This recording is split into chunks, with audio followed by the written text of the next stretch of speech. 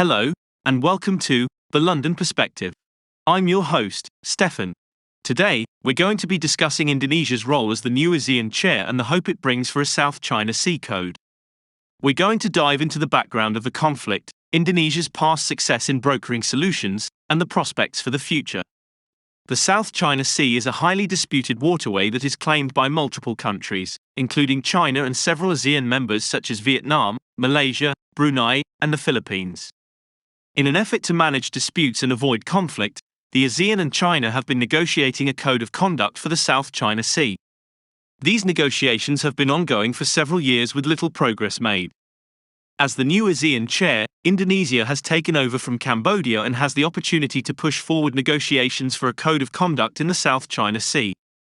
Indonesia is seen as a neutral leader within the region and has a history of successful brokering solutions in past regional conflicts.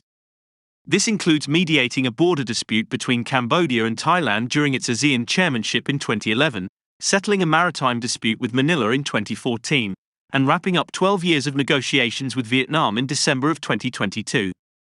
Indonesian Foreign Minister Retno Marsudi hosted the ASEAN Foreign Ministers Retreat in Jakarta from Thursday through Saturday. The agenda included discussion of Indonesia's priorities for its chairmanship.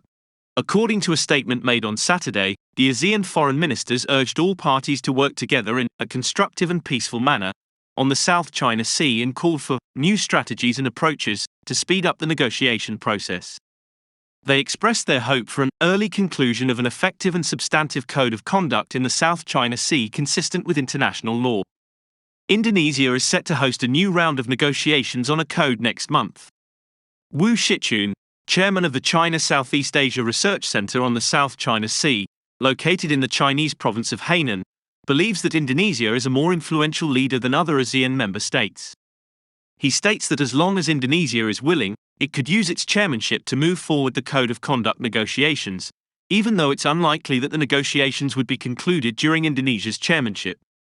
This is because the negotiations involve 11 parties and there are still unresolved disputes between China and rival claimants in Southeast Asia. Aristio Rizka Darmawan, a lecturer in international law at Universitas Indonesia, believes that it is highly unlikely that the code will be concluded during Indonesia's chairmanship. This is due to fundamental disagreements over the code, such as the geographical scope of the rules. However, he believes that Jakarta might be able to push and steer the negotiations forward by putting together a priority list for negotiation at regional code of conduct meetings. In conclusion, Indonesia's role as the new ASEAN chair brings hope for a code of conduct in the South China Sea.